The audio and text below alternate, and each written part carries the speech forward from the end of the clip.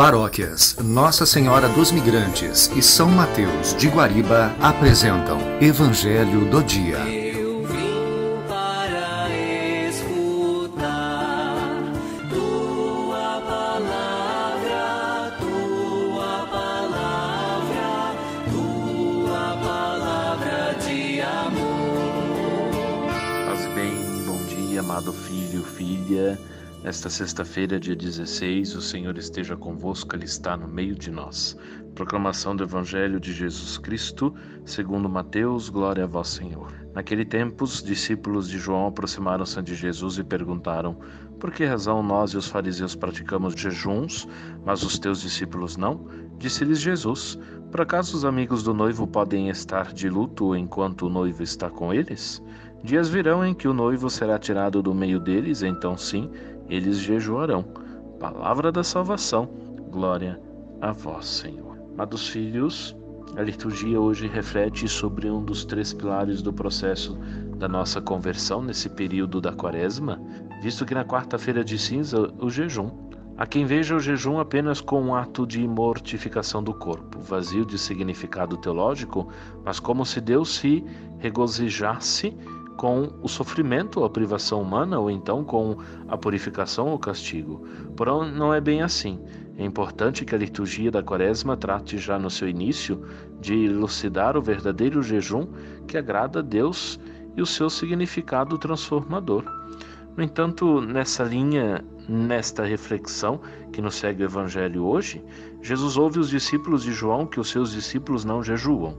E os discípulos de João e os fariseus têm um conceito de jejum pouco transformador, reduzido apenas aos atos de mortificações, que pouco constrói para uma mudança da vida. Jesus ele propõe uma nova modalidade no jejum, mais eficaz, transformadora, e para Jesus o jejum significa o sinal de uma ausência, de algo que está faltando ou de uma situação que precisa ser transformada. Por essa razão, seus discípulos não praticam o jejum que praticam os discípulos de João e os fariseus.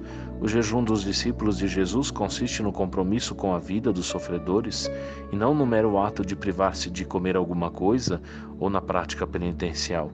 Eles farão sim esse sacrifício penitencial, mas quando Jesus não estiver mais no meio deles, aí então o jejum deles significará a presença de uma ausência. Naquele momento, o mais importante era os discípulos celebrarem com Jesus, estar a aprender com ele, e com isso entendemos essa resposta questionadora do Mestre, o Senhor, em parábolas que pergunta-se: os amigos do noivo podem estar de luto enquanto o noivo está com eles? E o noivo em questão é o próprio Jesus. E estando com seus amigos, eles não poderiam estar de luto. Vemos, portanto, que o jejum é comparado a uma situação de luto, de perda, ausência, e quem jejua está dizendo que está distante de Deus porque cometeu algo que o afastou dele. O jejum é algo que indica não apenas esse afastamento, mas um profundo desejo de reparação, de superação, e os discípulos de Jesus terão esta oportunidade de jejuar depois que Jesus for tirado no meio deles.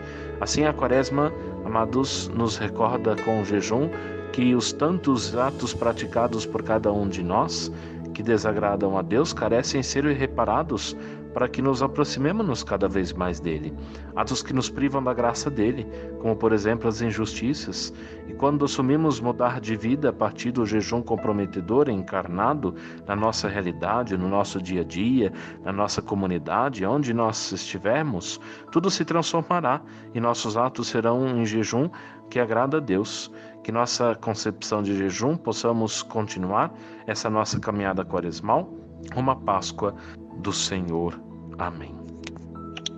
Você ouviu Evangelho do Dia. Oferecimento: Paróquias Nossa Senhora dos Migrantes e São Mateus de Guariba.